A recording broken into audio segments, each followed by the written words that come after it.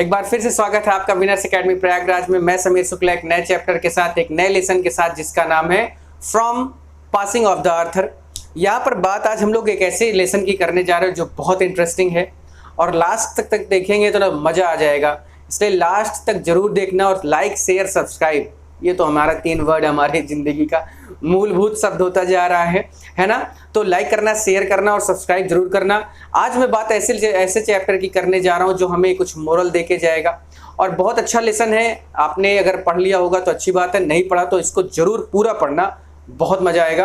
Written by Alfred Tennyson. यहाँ पर बात हम लोग करेंगे अल्फ्रेड लॉर्ड टेनिसन जो हैं, जिन्होंने लिखा है। बात यहाँ पर किंग आर्थर यानी एक आर्थर नाम का एक राजा होता है। From the passing of Arthur का क्या मतलब है कि यहाँ पर राजा की एक विदाई हो रही है। विदाई कैसे हो रही है वो बहुत कंडीशनल सेंटेंस में है।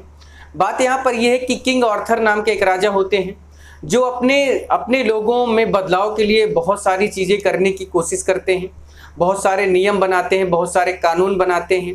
लेकिन आपको पता है कि जब आप कुछ अच्छा करना चाहते हैं तो कुछ लोग उसके विरोध में उतरते हैं और यही ऐसा ही हुआ। इनके खिलाफ इनकी प्रजा ने ही, या प्रजा के एक भाग ने, इनके जो लोग थे उनके एक भाग ने इनका विद्रोह करना शुरू कर दिया। इनके द्वारा जो बनाए गए कानून थे, नियम थे, उन पर विद्रोह करना शुरू कर दिया और इस वजह से इसमें ये भी घायल हुए। और इनका एक बहुत ही खास आदमी था, एकदम राइट हैंड था, जिसका नाम था बेदीवर, जो इनका क्या था, एक तरह से सेनापति था।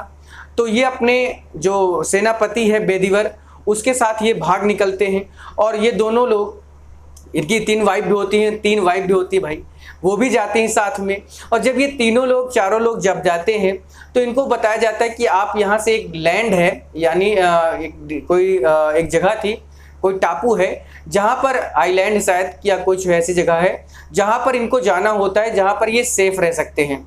तो ये अपनी 3 बीवियों के साथ जो एक छोटी सी नाव होती है उस पर बैठ जाते हैं और जाते जाते ये अपने बेदीवर जो इनका सेनापति होता है उसको ये कुछ उपदेश देते हैं। उसी को उपदेश को यहाँ पर बताया जा रहा है, तो पढ़ना मजा आएगा, बहुत इंटरेस्टिंग होने वाला है। ठीक है, तो from the passing of Arthur यानी अल्फ्रेड लॉर्ड टेनिसन के नाम ये कंपोजर हैं इनके। अब बात यहाँ पर शुरू करते हैं अपने लेसन की। एंड स्लोली, धीरे से आंसर्ड, उत्तर दिया आर्थर ने, फ्रॉम द बार्ज मीन्स होता है भैया एक छोटी सी नाव। क्या होता है? छोटी सी नाव होता है। तो क्योंकि घायल थे, काफी ज्यादा उनको चोट लगी थी और इस वजह से बेदीवर उनको बढ़िया हाथ पकड़ा के उनको बैठा दिया उन्होंने, और 3 पत्नियां भी साथ में बैठी थी। जाते जाते उन्होंने बड़े धीरे से कहा, क्या धीरे से आंसर में उत्तर दिया आर्थर ने, छोटी सी नाव में बैठते हुए। द ओल्ड ऑर्डर यानी पुराने नियम चेंज, TH का मतलब ES है, change. Yielding place to new यानी जो पुरानी परंपराएं हैं, पुराने रीति रिवाज है, पुराने नियम हैं, वो बदलते जरूर हैं। यील्डिंग प्लेस टू न्यू, जिससे नई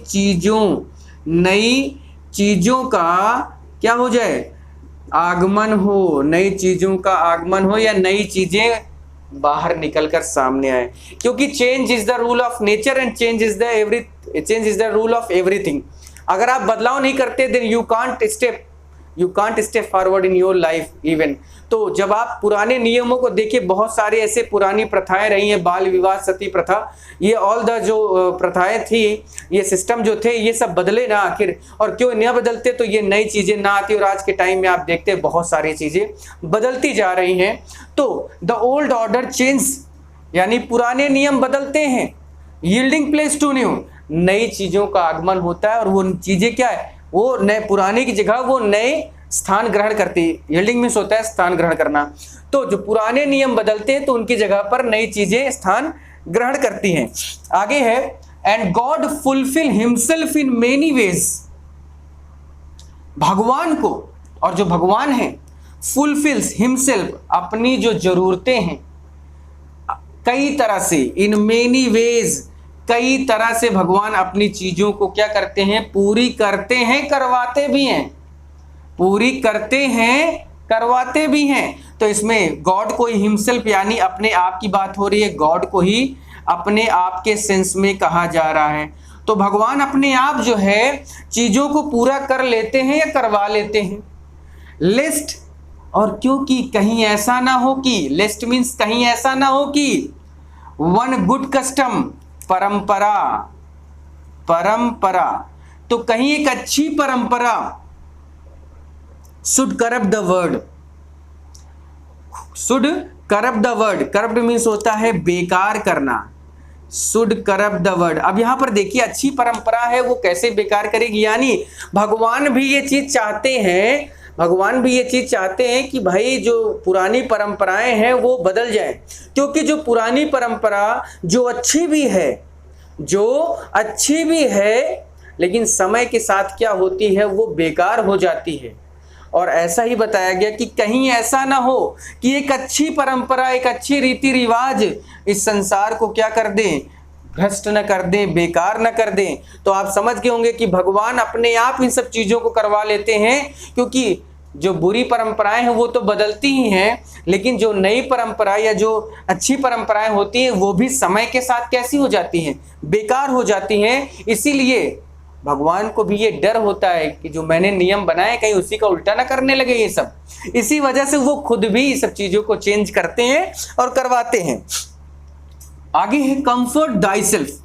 दाई सेल्फ मैंने आपको बताया कि यू की बात हो रही है, तो कंफर्ट दाई सेल्फ उन्होंने मतलब किंग आर्थर ने जो उनका यानी उसका जो सेनापति था बेदिवर से वो कह रहे हैं, यहां तक की बातें भी बेदिवर से ही उन्होंने कहा, और ये भी उन्होंने कहा कंफर्ट दाई सेल्फ, अपने आप को संभालना, कंफर्ट मीन्स संभालना। तो उन्होंने कहा कि अपने आप को तुम संभालना बेदिवर। व्हाट कंफर्ट इज इन मी, जो मेरे अंदर नहीं है, जो मेरे अंदर नहीं है तुम्हारे अंदर है, तो तुम संभालना जरूर, और तुम्हें कंफर्ट करना ही होगा, तुम्हें अपने आप को संभालना ही होगा। लेकिन जो मेरे पास नहीं रह गया, मेरे पास अब क्या है, बिल्कुल भी अंदर, मेरे अंदर क्या नहीं है, कंफर्ट नहीं है, यानी मैं अपने आप को बिल्कुल नहीं संभाल पा रहा हूं, ना संभाल पाता हूं। तो तुम अपने आप को संभालना, क्योंकि I have lived my life, क्योंकि मैंने अपना जीवन जी लिया है, मैंने अपना जीवन जी लिया जितना जीना था। And that which I have done, और जो कुछ मैंने अपनी जिंदगी में किया है, मैंने अपनी जिंदगी जी ली, और जो कुछ भी मैंने अपनी जिंदगी में किया है, that which I have done, यानी जो कुछ मैंने अपनी जिंदगी में किया है, में ही यहां पर गॉड को कहा जा रहा है, भगवान को, कि may he within himself make pure, कि हो सकता है, मे का मतलब सकता का सेंस, हो सकता है कि भगवान उन्हें क्या कर दे, कुछ हद तक सही कर दे, या जो भी मैंने अपनी जिंदगी में काम किए हैं हो सकता है भगवान उसको क्या करे, अच्छा करे, मेरे साथ अच्छा करे, मेरे मरने के बाद अच्छा करे। तो may he within himself make pure, वो उसे शुद्ध कर दे, हाँ उसे शुद्ध कर दे। बट दो, अब यहां पर है लेकिन तुम, यहां पर है लेकिन तुम, अब लेकिन तुम के आगे की लाइन हमें पढ़नी है। तो पहला स्टेंजा आपके सामने है कि जो किंग आर्थर है वो बेदिवर से कहते क्या हैं कि भाई देखो, पुराने नियम बदलते हैं, नए नियम आते हैं, इसमें कोई दो राय नहीं है, और भगवान इन सब चीजों को करते भी हैं, करवाते भी हैं, इसमें भी कोई दो राय नहीं। तुम अपने आप को संभालना बेदिवर, क्योंकि मैं अपने आप को अब संभाल नहीं पा रहा हूं, तुम्हें अपने आप को संभालना है, क्योंकि मैंने तो अपनी जिंदगी जी ली, और जो भी मैंने अपनी जिंदगी में काम किए हो सकता है भगवान उनको शुद्ध कर दे, सही कर दे, अच्छा कर दे। लेकिन तुम क्या है, देखते हैं, आगे देखते हैं। तो आगे इसका जो स्टैंजा है उसके बारे में देखते हैं हम लोग। तो देखिए यहाँ पर बात ये है कि उस अभी जो ये पहला स्टैंजा था उसमें आपको मैंने बताया कि बेदिवर क्या करते थे, यानी बार बार वो सब चीज़ों को बताते हैं कि कुछ पुरानी चीज़ें हटती तभी नई चीज़ें आती हैं, जो मैंने किया वो मुझे भगवान मेरे उस चीज़ को स्वीकार कर ले, और तुम संभालना, मैं अपने आप को, जो मेरे अंदर अभी क्षमता नहीं, मैं संभाल नहीं सकता। आगे है इफ बट दो, वहां तक था कि लेकिन तुम if thou shouldst never see my face again, यदि तुम मेरा दोबारा चेहरा ना देख पाओ तो, क्योंकि मैं बहुत दूर जा रहा हूं, तो हो सकता है कि तुम मेरा मुंह दोबारा ना देख पाओ, मेरा चेहरा दोबारा ना देख पाओ, तो तुम क्या करना, अगर हो सके तो, अगर तुम मेरे चेहरा दोबारा ना देख पाओ तो हो सके तो करना क्या है, प्रे फॉर माई सोल, मेरी आत्मा के लिए क्या करना, प्रार्थना करना। ठीक है, नेवर का मीन्स कभी नहीं, सी का मतलब देखना, माई फेस और अगेन, यानी जब तुम मेरा दोबारा फेस ना देख पाना कभी जिंदगी में, तो प्रे फॉर माई सोल, मेरी आत्मा के लिए प्रार्थना करना, मेरी आत्मा के लिए प्रार्थना करना। मोर थिंग्स, कई चीजें, मोर थिंग्स यानी कई चीजें, are wrought, WROUGST, wrought means होता है किया गया या पाया गया। तो कह रहे हैं यहां पर बेदिवर से कि किंग आर्थर बेदिवर से कह रहे हैं कि अगर तुम मेरा चेहरा दोबारा ना देख पाना जिंदगी में, तो मेरी आत्मा के लिए, मेरी आत्मा के लिए, मेरी आत्मा की शांति के लिए तुम प्रार्थना करना, क्योंकि मोर थिंग्स, कई चीजें, आर रॉट बाय प्रेयर, क्योंकि कई चीजें प्रेयर, भगवान से प्रार्थना करके मिल जाती हैं, पाई जाती हैं, कई चीजें भगवान से प्रार्थना करके ही पाई जाती हैं। Then this words dreams of, और ऐसी ऐसी चीजें मिलती हैं जो इस दुनिया, इस संसार के लिए एक स्वप्न की तरह है, एक सपने की तरह, यानी एक सपना देखो तो हो सकता है कि वो जिंदगी में पूरा ना हो, लेकिन तुम प्रेयर करो, प्रार्थना करो, पूजा पाठ करो दिन रात, तो हो सकता है कि वो चीजें तुमको मिल जाए जो पूरी दुनिया केवल उसका सपना देखती है, वो चीज तुमको मिल सकती है। वेयरफॉर, जहां तक हो सके, जब भी हो सके, जहां तक हो सके, लेट दाई, दाई मीन्स मैंने बताया you, let thy voice, thy voice like rise like a fountain for me night and day, यानी तुम दिन रात फाउंटेन की तरह, फव्वारे की तरह, दिन रात फव्वारे की तरह अपनी आवाज को उठाना। और किस लिए उठाना, उठाना अपनी आवाज को उठाना, किस लिए उठाना, मेरी आत्मा के लिए, मेरी आत्मा के लिए तुम दिन रात भगवान से प्रार्थना करना। ठीक है, दिन रात भगवान से प्रार्थना करना, प्लस उतनी प्रार्थना करना, दिन रात करना जैसे एक फव्वारा ऊपर लगातार उठता जाता है, उसी तरह तुम अपनी आवाज को लगातार उठाए रहना। किसके लिए, मेरी आत्मा के लिए।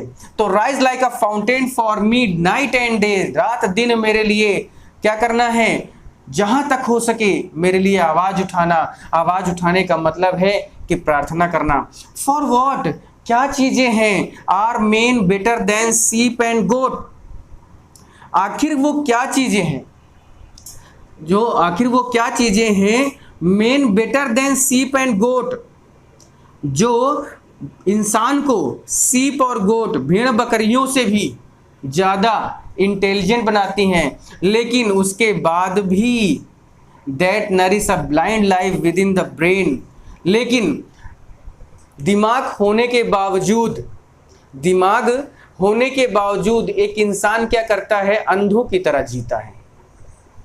और इसीलिए better than sheep and goat, for what are men better than sheep and goat that nourish a blind life within the brain, यानी जैसे सीप और गोट के पास दिमाग नहीं होता, वो जिधर मन में आता है उधर ही जाते हैं और वो अपनी जिंदगी ऐसे ही गुजार देते हैं, लेकिन एक इंसान के पास क्या है, दिमाग है, जिससे वो पोषित होता है, जिससे वो अपनी पूरी जिंदगी अपने साथ लेके चलता है। तो इसलिए इफ नोइंग गॉड, अगर भगवान को जानकर भी, भगवान को जानते हुए भी, they lift not hands of prayer, अगर वो माने कोई लोग, जो लोग की बात हो रही है, अगर अपने हाथों को प्रार्थना के लिए नहीं उठाते हैं, फॉर बोथ, अपने लिए भी नहीं, and those who call them friend, और ना ही अपने दोस्तों के लिए, यानी कहने का मतलब है कि ऐसी चीजें हैं जिनसे इंसान क्या माना जाता है, अच्छा माना जाता है, यानी वो किन चीजों से अच्छा माना जाता है, क्योंकि उसके पास दिमाग होता है, दिमाग का प्रयोग करता है, और वो सीप और गोट की तरह नहीं होता है, उसके ये सब चीज़ें होने के बावजूद, भगवान को जानने के बावजूद अगर कोई व्यक्ति अपने हाथों को नहीं उठाता प्रेयर के लिए, प्रार्थना के लिए, और ना ही अपने लिए और ना ही अपने दोस्तों के लिए, तो क्या होता है ये भी देखते हैं आगे। लेकिन उसके लिए आगे हम लोग को स्टैंजा नंबर 3 में जाना है। तो स्टैंजा नंबर 3 में चलते हैं। स्टैंजा नंबर 3 देखते हैं क्या है। तो देखिए, मैंने आपसे बताया लास्ट स्टैंजा में कि अगर एक आदमी क्या है, ब्लाइंड मतलब मस्तिष्क के साथ यानी ब्रेन है उसके पास, तो वो क्या है, भेड़ और बकरियों से क्या होता है, ज़्यादा अच्छा माना जाता है। लेकिन अगर वो भेड़ और बकरियों से ज़्यादा अच्छा माना जाता है क्योंकि उसके पास दिमाग है और वो भगवान को जानता है, लेकिन ऐसा व्यक्ति भेड़ और बकरियों से भी खराब है जो भगवान को जानते हुए भी उनकी पूजा के लिए, प्रेयर के लिए हाथ नहीं उठाता, ना अपने लिए उठाता है ना अपने दोस्तों के लिए उठाता है। तो ऐसा व्यक्ति भेड़ और बकरियों से भी क्या है, बेकार है। उनसे अच्छी कौन है, भेड़ बकरियां हैं। तो यहाँ पर यही समझने लायक है कि अगर दिमाग है और भगवान ने दिमाग दिया और भगवान को जानते हो तो जरूर प्रार्थना के लिए हाथ उठाओ, अपने लिए प्रार्थना करो, दोस्तों के लिए करो। लेकिन अगर ऐसा नहीं करते तो तुम भेड़ और बकरियों से भी क्या हो, खराब हो, क्योंकि वो तो बिना माइंड के ही अपने जीवन अंधों की तरह गुजारते हैं। तो अब तुम्हारे पास माइंड है, उसका यूज नहीं कर रहे हो, तो इसका मतलब तुम भी क्या हो, अंधों की तरह ही अपनी जिंदगी गुजार दोगे।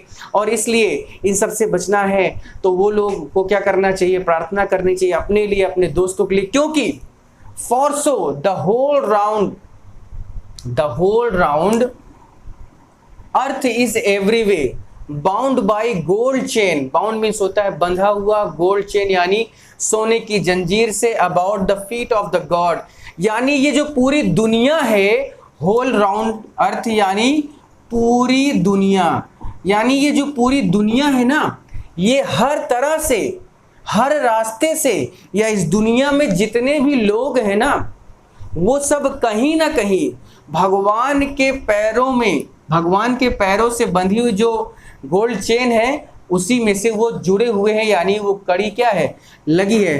तो भगवान का जो पैर है, जो भगवान का पैर है, उसी से ये पूरी दुनिया क्या है, एक गोल्ड चेन के माध्यम से बंधी हुई है। इतना ही कहकर किंग आर्थर बैठ जाते हैं, बेदीवर से कहते हैं लेकिन ठीक है अब मैं चलता हूं, मेरे विदा लेने का समय आ गया है, तुम ही सब कुछ संभालना, तुम्हें ही सब कुछ करना है। और इस वजह से ये कहा गया कि ओल्ड ऑर्डर चेंज, यानी पुराने रीति रिवाज, पुराने नियम बदलते हैं, नए जो परंपराएं हैं, रीति रिवाज, वो उनका जन्म होता है। और अगर भगवान ने दिमाग दिया है तो उसका प्रयोग करो, लोगों के बारे में सोचो, लोगों के लिए प्रेयर करो, अपने लिए प्रेयर करो। क्योंकि अगर ऐसा नहीं करते तो तुम्हारे पास दिमाग होते हुए भी तुम उन भेड़ बकरियों से भी ज़्यादा खराब हो जो वो अपना अंधा जीवन बिना दिमाग कर जीते हैं। तो इस वजह से तुम जाके क्या करना है, तुम्हें प्रेयर करना है। और फिर इतना कहकर वो विदा लेते हैं। तो ये थी हमारी आज की पोएम, बहुत इंटरेस्टिंग थी। कमेंट करके ज़रूर बताना कि कैसे लगी और ज़्यादा से ज़्यादा शेयर करना। Thank you.